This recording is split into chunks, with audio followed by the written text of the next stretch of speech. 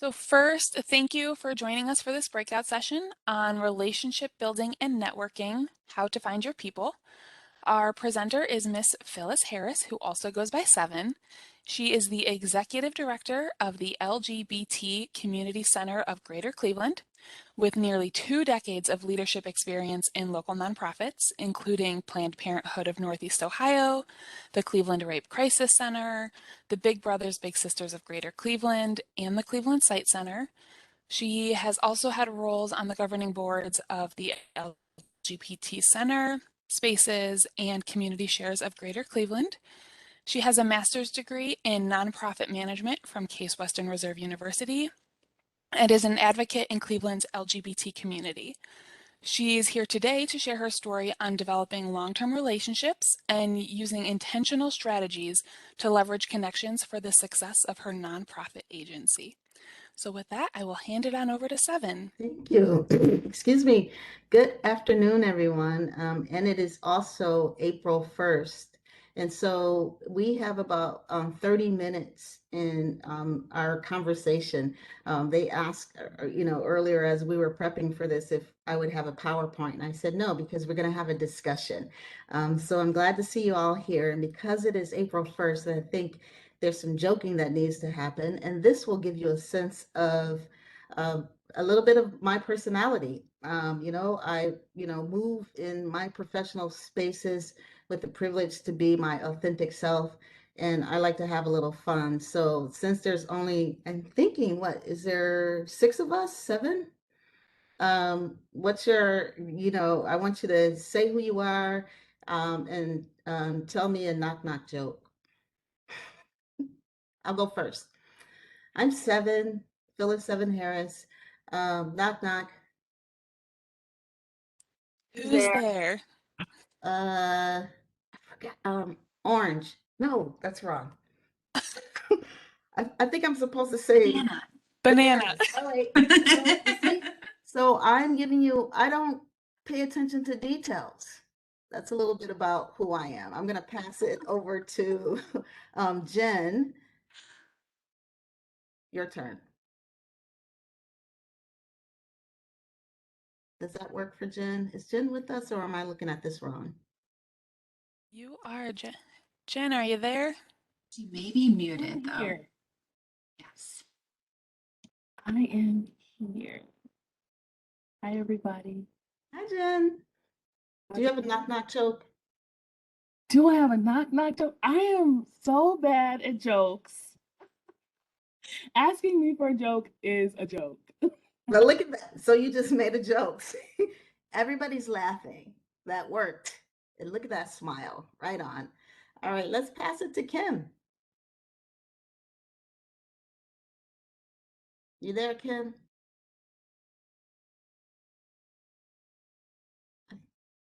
How about, we're gonna speedball this. How about Crystal? I'm here. Oh. Okay, Wow. knock knock. Who's there? No bell. No bell who?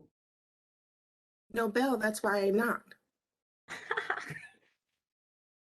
Perfect. All right. Thank you, Crystal. Terry, do you have one for us?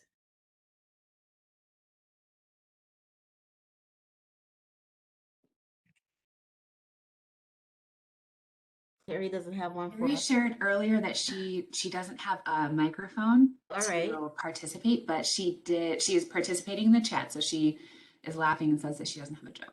Okay. So who else wants to tell one, and then we'll move on, and I'll tell you how this ties in. Anybody else have a knock knock joke, good or bad? All right, go for it.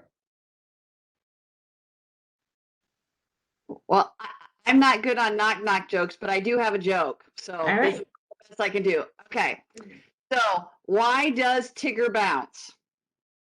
Why does Tigger bounce? I don't know why. Because he doesn't want to step on poo. Ha ha. Perfect. I need to tell that one to my children later. That's great. Yes. I got plenty of Disney ones. My daughter works there. So That's awesome. That's awesome. Anyone else? One last one? Or is that how we're gonna move on? Not I stepping have a on dad toes. joke. Yes. So, where does a general keep his armies? I don't know where. In his sleeveys. Okay. My dad's gonna be real proud of this one. Yes. So thank you for indulging me on that. And so this is about, networking strategies. And I really am not, a person who pays attention to details. I always need a handler. I am this kind of person, big picture. I think it's important in networking that we find our people, right? And so I would say, the title would be strategies for networking across or something like that. And I would change that to how do I find my people, right? One of the things that I told my daughter when she went into high school, she's very much a person who likes alone time, doesn't like to be overstimulated, went to a Waldorf school with 5 kids from third grade to seventh grade, and then into a public high school at Shaker. And the best advice that I could give her was to find that person, find your people. When you find your people, then you have protection, you have community, you have like-minded individuals who you can build relationships with. And when you find those people and follow them throughout their careers, it becomes like something really great. So how did I do that? Especially, so I am, will tell you that I'm a nonprofit practitioner. You heard some of my background, and that bio is pretty much outdated. So I haven't done my good work of making sure there's updated information out there about me. But those jobs that were described, if you paid attention to them, they are for organizations that have socially charged missions. I've worked at the Cleveland Rape Crisis Center. I've worked at the AIDS Task Force. I've worked at the Planned Parenthood. Now work at the LGBT Community Center. I've worked at the Site Center and Big Brothers Big Sisters too. But one of the ways in which I introduce myself to people, or if I'm at a networking event, I'll say, yeah, if they ask me what I do, what my history is, I'll say, I'm a nonprofit executive, I'm a nonprofit practitioner, and I will say, I typically work for organizations with socially charged missions. So what I am doing is putting information out there and putting my mission first, my personal mission, not even the organizational mission, but my personal mission. Because what I'm doing is listening for people to pick up on cues like, oh, she might be an activist. Oh, she does advocacy work. Oh, she does work for people who may be discriminated against, or social justice work. And so there's some subtleties in that. So one of the ways to do it is figure out what your mission is. And so who are your people? Do you want to, are there specific folks in your career, of which in your career you want to connect with? So if you're, what can I can't assume anything about this group. If you're an engineer, are you looking for other engineers, or are you looking for other folks who are not engineers? Um, but figuring out who you want to network with, and then developing your personal mission in your introduction to give clues to who you are, or if that would be somebody that you might want to connect with further, or have some, maybe they'll ask a question. So, oh yeah, socially charged mission. So you do a lot of policy work, and it helps to build conversation across sometimes even disciplines, and giving folks information. So that's one thing. So putting your mission first. There are so much. There's so many opportunities for civic engagement in Cleveland, Greater Cleveland, that I think it is, you know, a way to sometimes inexpensively, sometimes expensively, but sometimes inexpensively to find your people. So there is in Cleveland, this, folks who do work around lead, right? And remediating lead. There are folks who are into education and causes. There are folks who are into reproductive justice. There are folks who are into, parks and preservation and things like that, arts. I don't think that you necessarily have to limit your networking to individuals who are exactly in your field, but I do think that a great networking strategy is to connect with people who are complementary to your field, who you might want to be able to partner with in some way. And you can Google, tactics on how to get to individuals who are busy, like, so if you Google best networking hacks, they'll give you a list of things to do. This is more around, like I said, establishing your own mission in terms of who you want to connect with and finding your people. And this is also, networking in a way that, like I said, it might not be the same field that you're in, but it's complementary to what you do. And so you might want to network there, because as you continue to grow and develop in your career, it's going to be great to have other people in other industries or in other fields of work to be able, when you're in a meeting and you're talking about partnerships, or you're talking about affiliation, or you're talking about um, special opportunities or innovation.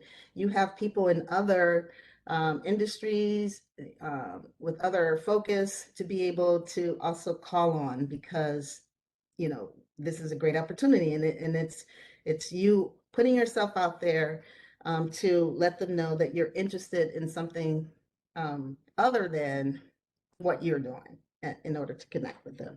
So there are other things that you can do online. What is your online presence like? People find me on LinkedIn. When I do presentations like this, I invite folks to connect to me on LinkedIn. I happen to have a number of followers.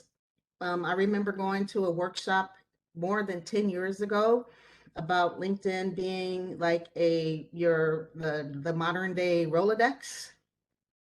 And so utilize that tool. I will tell you that I don't pay for LinkedIn. There is a feature, many of you all know, where you can pay to be able to see who's viewing your pages. I don't go that deep into it, but I definitely will make sure that I'm posting articles both about who I am professionally, and I also, every time I do this, or I haven't done it myself, but I see on LinkedIn when someone posts something that might be, um, hmm, what is it, small p politics, or even just straight up politics, this is a professional site or something like that. But I do get personal on my LinkedIn too, as a way to be able to find my people, like who's responding to the photo that I put up of my dog or my daughter on LinkedIn, right? Because it's professional. Are we accustomed to doing that if it's not Facebook? But I think LinkedIn is a great tool to be able to connect and network with individuals, both within your industry, your sector, your field of interest, and others. There are groups on LinkedIn, so some of you might already know this or might be already included in them. Spend some time on your LinkedIn for networking. And every time there is a presentation that you go to, a conference, look at the list of the names of the people who are speaking. Go right to LinkedIn and see if you can friend them. Board of directors. How many of you are on a board of directors? Anyone here? Raise your hand. Board of directors. Yeah, I often, I don't know where folks are in their careers here, but I often think that that is a great way to do a lot of good networking. And I'll tell you a quick story about that. In 2009, during the economic downturn, I was one of the people that you would hear about when you listen to NPR who lost their jobs, right? And I was devastated. I worked full time for myself since I was 17 years old. And it was the first time in my life that I didn't have a job. And it wasn't because I didn't do a good job. It was because of the circumstance of the economy.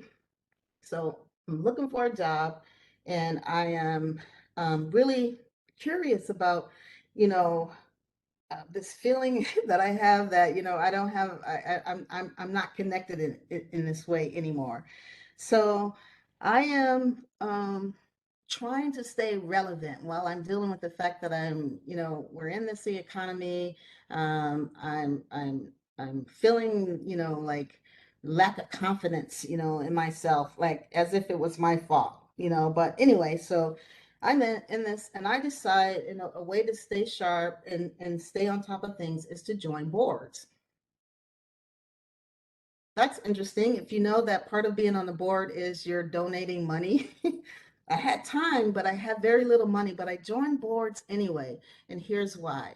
Boards kept me around people who were in the same industry that I'm in as a nonprofit practitioner. So I joined the board of Community Shares, which you all heard, because I'd never been on the side of giving away money, right? I'm always on the side of fundraising as a nonprofit development, or I joined the board of Spaces Art Gallery because I worked for mostly health and human services organizations, and I wanted to be a more rounded nonprofit practitioner. So I joined the board of an arts organization, which is also a nonprofit, right? And then my story about being the executive director of the LGBT Community Center is they asked me to join the board, and I said no, nicely at first. Like, I think this is a great organization, but no, thank you. They emailed me again and they said, well, we really hope that you would reconsider. We think you could bring a lot. And I said, honestly, the truth is I can't afford to be on the board, and I would want to do my part in supporting the organization financially. And they said, never mind, we really want you to be on this board. So that's a whole nother story, and not for this. I ended up becoming the executive director, but I was on 3 boards. And for all intents and purposes, that last board that I joined, I was able to get a job out of that. I'm celebrating 10 years as the center executive director this year. So it is okay to join a board when you are interested in networking and connecting to people in your industry. A nonprofit board, if you go into nonprofits, or join a committee or volunteer at an organization for networking opportunities and also potentially jobs. And all boards don't require a hefty financial gift. So that was my own internal stuff that was, keeping me back at first. And so joining boards are great. And so I did that to build my network. I'm on several boards right now, probably way too many. I do like that work. I know how important it is. And so joining board of directors, junior boards are also helpful in professional professional groups, but I go for board of directors. Local events, Cleveland is the mecca of local events, right? We have lots of neighborhoods, we have lots of culture, we have so there's Heritage Day type events, there's events in the streets, there's Pride in the CLE, there's a march, that we do. And there's smaller events. And so curate yourself a nice list of events. I have the benefit of being able to get out into the community through my job and activities that go on, but it takes some curation. And so go outside of yourself around your network, your typical network, to meet new and different people. It's going to be important in the job market that folks know to have a broader scope of experiences with people around sexual orientation, race, class. So think about networking, adding to your strategy around networking, going to a networking event that maybe not everybody is like you. And I think that is something that I always have to do in some cases. And I have several different networks. I have networks of millennial folks. I have networks of, executive directors who are Black and brown women. I have a network of, folks who are interested in nonprofit management. And so diversifying those events, go to them. There's lots of them, but if you're only going to the events where everyone is just like you, I don't think it's as effective. I wanted to not go on too long because I know we only have 30 minutes. Um, should I take questions? Yeah, if anyone has any questions, feel free. There's not a large group here, so you could jump right in, raise your hand, or go ahead and type questions into the chat as well. And Seven, I wanted to make sure that you knew that I think you turned your camera off. I'm not sure if that was intentional or Oh, not. So if you want to click start video again, you can. I'm so sorry. That's okay. How long was I off camera? The whole time? It wasn't the whole time. It was sometime after the knock knock jokes it went off. Oh my goodness. I'm really sorry. I really like to be seen. Really sorry. Oh, I see a question. Yes.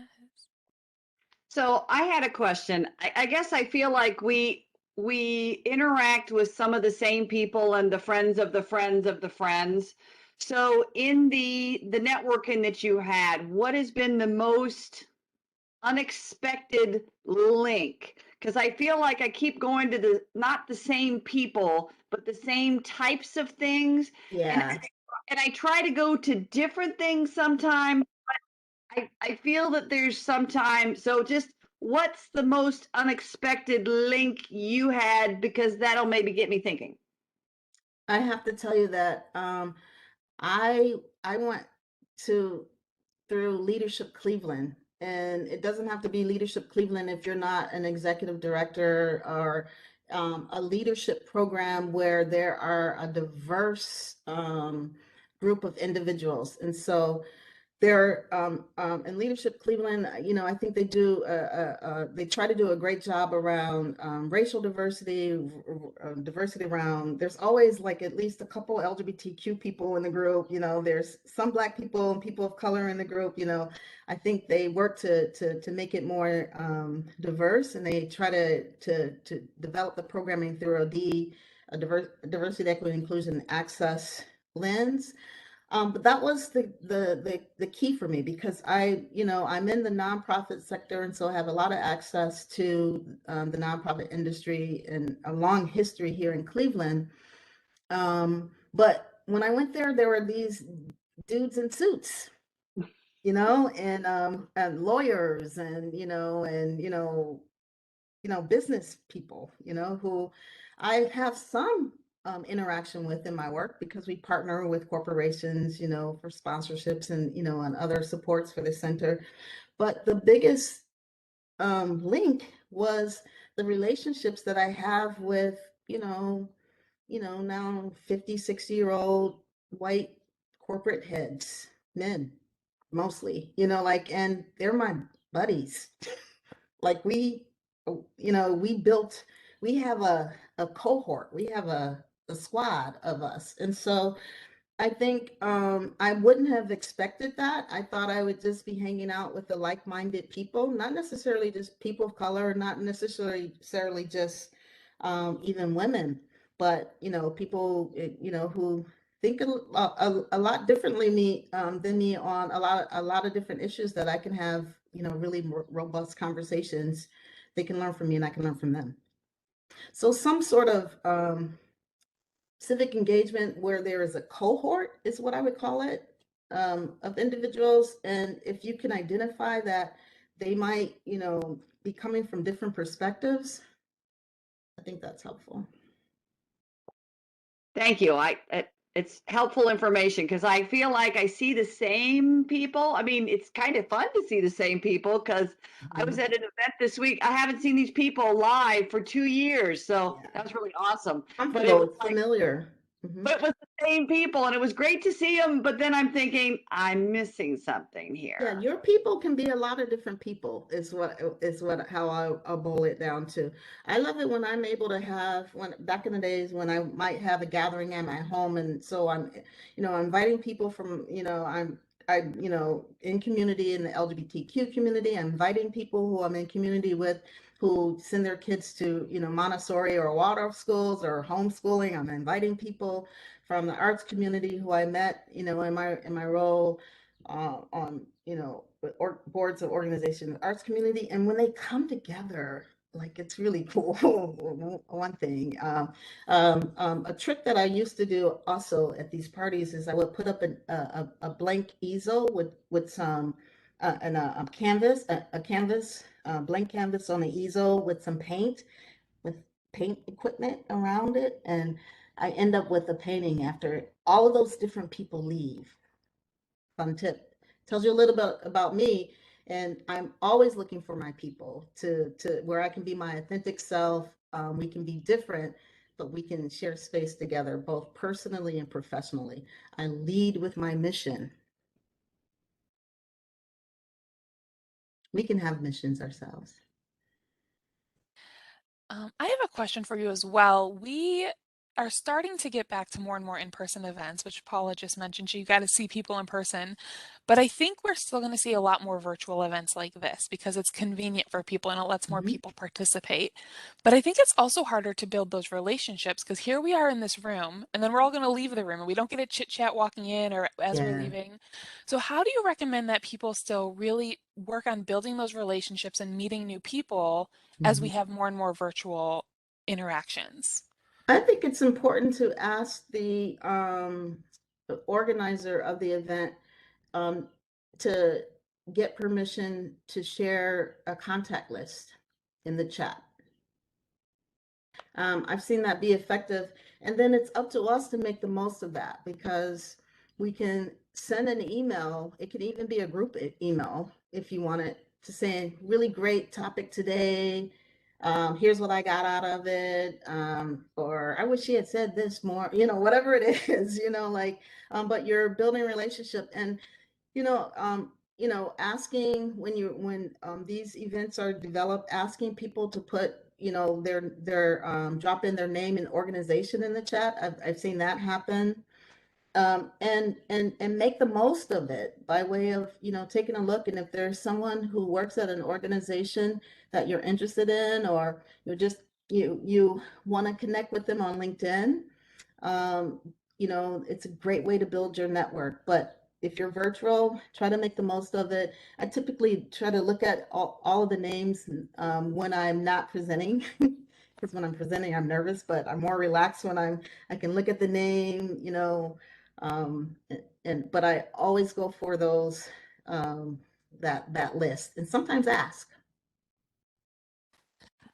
We are getting to just about time, but we have one more question in the chat I want to make sure we reach. It says, I am in a similar post-pandemic experience.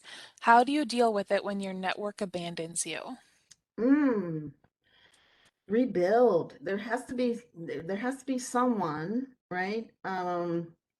If there's someone who'd be willing to, that you can be honest with and say, I feel lost out here and disconnected. What are you up to? Would you like to build something? That's just a guttural guess on my part, not really knowing, a whole bunch of the context of the loss. But certainly, yeah, I wouldn't think that you're alone. We're all having a reaction and response to having been living within a pandemic in the last, couple years. And so if you can find your one person, start there around connecting and sharing, like, so I'm not connected. What are you up to? I saw this. Would you like to? Also, find something that you think that you might be interested in, and then put it out there to a network, maybe a small group of folks, and say, I'm interested in going this. Anybody want to do a meetup? I'm not that um, extroverted, but I would do the one person thing. I believe in finding your people and starting with your person. Right, and that was Kim Lenahan, and she responded, thank you. Welcome. Anything else last minute you want to leave us with before we close down this breakout?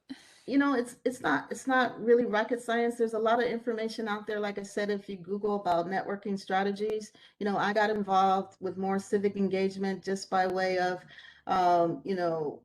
sort of like falling into it, but then once I understood what it was and what it is and the opportunity in it, I take full advantage of it. All the things you know about, get on a board, go to events, go to conferences, you know, enhance your pick one platform if that's all you can handle.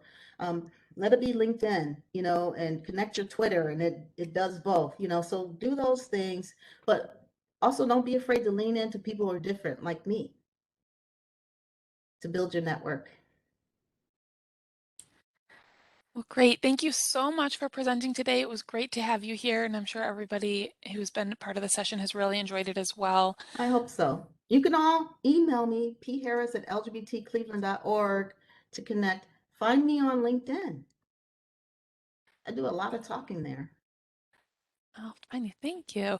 And then for those who are continuing on with the rest of our summit today, we have about a 15-minute break, and then you'll go back to the general live stream session, starting with Do You Need Some Self-Care? Try Mindful Movement with Holly Clemens, which will be immediately followed by our closing keynote, Cheryl Agranovich, talking about Dare to be Great. So thanks again for joining us, and I'll see you all in about 15 minutes.